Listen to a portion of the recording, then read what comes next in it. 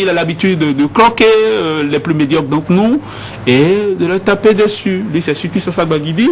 Il vient ce matin, ce sera différent, ce sera toute autre chose. Il nous parlera de la justice béninoise qui recouvre ses lettres de noblesse. Le titre de la chronique, Pandore pour la justice.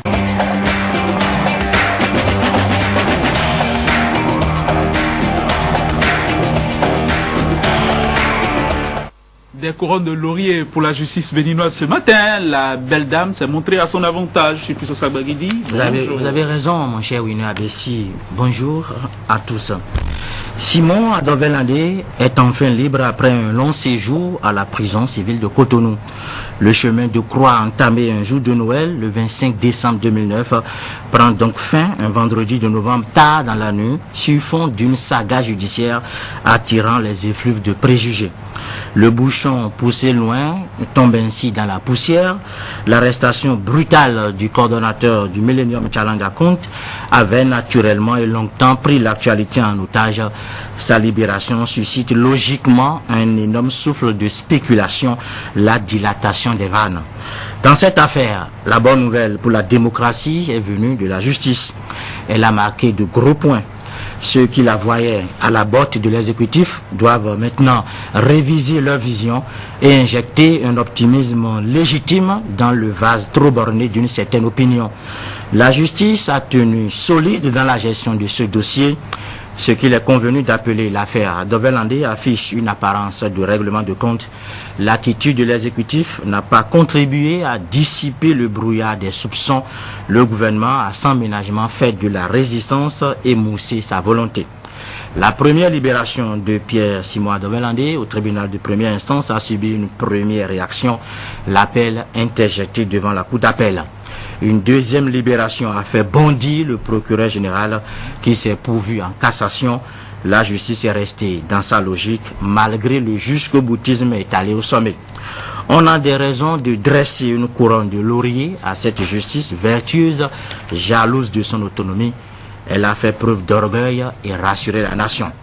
Locke et Montesquieu, théoriciens de la séparation des pouvoirs, devraient se frotter les mains. Le principe défendu par les penseurs du siècle des Lumières est en marche. Que les hommages soient rendus à une justice qui a rouillé les intentions de faire d'un exécutif obstiné et assoiffé d'une condamnation du sérieux rival de Boniaï dans le contrôle des bornes et gains de la religion pour la présidentielle de 2011. Le maintien d'Adovelandé dans les liens de la détention était censé ouvrir le boulevard au chef de l'État, co-religionnaire d'un coordonnateur du MCI, potentiel candidat à l'alternance. On voyait, à tort ou à raison, dans son arrestation, les conséquences des rivalités entre Yahi et un homme devenu gênant et muet en cible par sa montée en puissance. On peut maintenant se réjouir que la justice et sa lucidité nous sortent de la sinistrose mortelle. La décision de la Cour suprême est sans doute une victoire de la justice sur le désespoir ambiant, rendant une montagne d'hommages à nos magistrats qui donnent vie à la démocratie, non pas pour la seule libération sous caution de Simon Pierre Adovelandé, mais pour l'opposition idéalement servie à la machine infernale de l'appel et du pouvoir en cassation. Notre justice ne marche pas sur la tête, on la voit debout et en bonne santé. Elle n'est pas en crise comme la politique, ni mise en berne comme la morale. Elle fait exception à la spirale du négatif et s'impose en levier de notre démocratie dont on a célébré les 20 ans. L'heureux palier de la justice nous permet de bien rêver pour notre démocratie. Une petite leçon s'invite dans cet épilogue du feuilleton judiciaire. L'ancien procureur général, l'homme du pouvoir en cassation, est en prison alors que Adovelandé tient sa liberté. Je sors, tu rentres. Voilà l'intitulé de la nouvelle pédagogie qu'accouche le destin du coordonnateur du MCA, arrêté le jour de la naissance du Christ. Le procureur général, lui-même emporté par la félicité des services, n'aura pas eu le temps d'envoyer ses conclusions à la Cour suprême avant de goûter au déplaisir de la vie dans les geôles. Le délai a expiré en faveur de Adovelandé et les plaignants forclos ne peuvent s'en prendre qu'à eux-mêmes. Après cette justice des hommes, toujours exposée à toute forme de pression, il y aura celle de Dieu. Yahi, Adovelandé et les born again croient au nom de la foi à cette justice divine sans recours. Mais il y aura d'abord 2011 Yahi Adovelandé en frère de Christ se souviendront de l'épisode de la prison, de l'appel du pouvoir en cassation et de la sagesse de la Cour suprême. Il se pourrait que l'adversité gagne en ampleur sur les flammes de la revanche. Ce n'est plus la justice, mais le peuple qui tranchera dans les urnes. De la vengeance, de la revanche dans l'air et peut-être dans les urnes. On entendra parler de cette affaire et des deux là. En tout cas, Supiso Sagbaguidi, merci. Merci infiniment. André Dossa, un bras de fer mou entre les partis en conflit depuis avril dernier. S'il y a une décision de libération sous caution de 5 millions depuis le 1er avril. Et c'est seulement maintenant qu'on voit le bout du tunnel. C'est seulement maintenant qu'on vide, au moins en partie, cette affaire-là, Simon Pierre Adovelandé, libéré. Oui, je voudrais me joindre à cette montagne d'hommages que rend le chroniqueur, mais pas parce qu'il s'agit de Simon Pierre Adovelandé, de l'individu Simon Pierre Adovelandé.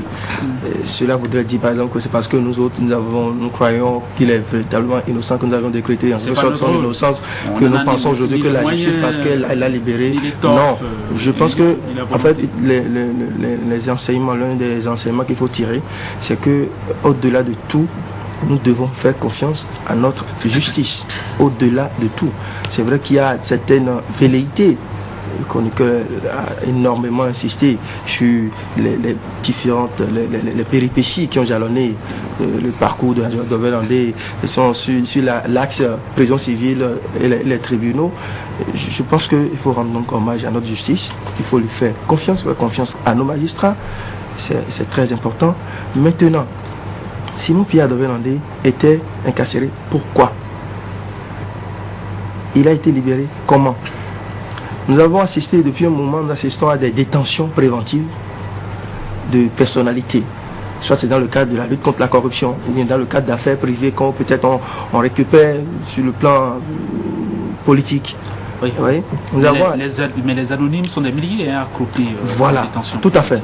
Énormément. Il y a énormément de citoyens qui croupissent effectivement en prison, qui n'ont pas les moyens de s'offrir. Ce n'est pas des gens, des avocats émérites pour les défendre, et personne n'en parle. Ils sont là, dans le silence, ils souffrent. Alors, Adovelandé, je disais, a été arrêté comment? Pourquoi? Il est sorti. D'accord? Et il s'ajoute, je n'en ai pas. Il s'ajoute à cette longue liste. Alors la périphérie. Tout à fait, et c'est pourquoi je ne veux pas me hasarder, il faut être très prudent. Donc, il allonge un peu cette liste de personnalités détenues pour des faits qu'on ne maîtrise pas vraiment. Et cela nous amène parfois, on a beau ne pas vouloir le faire, mais on y voit toujours de la politique. Oui, mais est-ce que vous direz Adovelandé comme c'est pour bon, vous autres, André? Mais pourquoi pas? Il faut voir un peu les conditions dans lesquelles ils ont été détenus. Et il n'y a pas que chose Fagbon. Donc, c'est déjà bien que la justice ait mis fin à sa détention. Vous êtes soulagé? Oui, moi, je suis soulagé, pas forcément. Vous faites très attention à cause d'Adovelandé. Et maintenant, pour en venir au procureur général, celui par qui Constant Moussou, celui par qui on faisait des misères à Adovelandé. Et qui, vous vous souvenez, lorsqu'on l'a arrêté, on a fait lier ça un peu à Adovelandé, comme quoi le bourreau d'Adovelandé va le retrouver en prison. Aujourd'hui, Adovelandé est sorti et lui, il est là-bas. Il faudrait que les cadres, les citoyens qui occupent des postes par qui on pose un certain nombre d'actes, il faut qu'ils agissent avec beaucoup de prudence, que les gens réfléchissent correctement avant de poser certains actes. C'est déjà bien, c'est heureux que la justice béninoise ait démontré son indépendance et qu'on ait libéré un citoyen qui apparemment n'avait aucune raison d'être là où on l'avait mis. Oui, dans votre bouche, une part de suspicion et une leçon des choses, une leçon de vie, tout simplement. Oui, mais ça a duré 7 mois quand même, Léon Dossou. Ça a duré 7 mois. Est-ce qu'on ne peut pas dire que c'est une victoire à la Pyrrhus pour l'appareil judiciaire de notre pays? Mais ça a duré plus de 7 mois, je crois. Depuis entre le 1er avril et la libération obtenue vendredi dernier. Non, mais moi, je voudrais déjà dire que j'espère que Simon Pierre Adovelandé, son ancien bourreau, se sont dit bonjour à la prison avant cette libération-là. Ils ont déjà pris dans la même prison. Ok.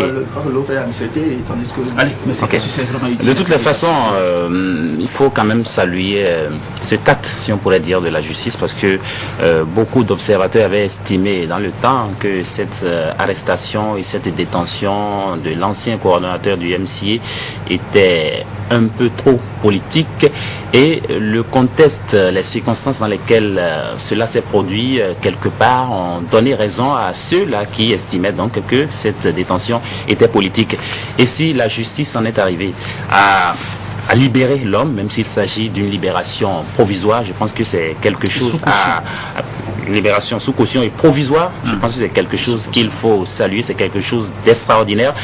Cela participe forcément du renforcement de la démocratie. Cela nous donne l'impression qu'on est dans un pays de droit.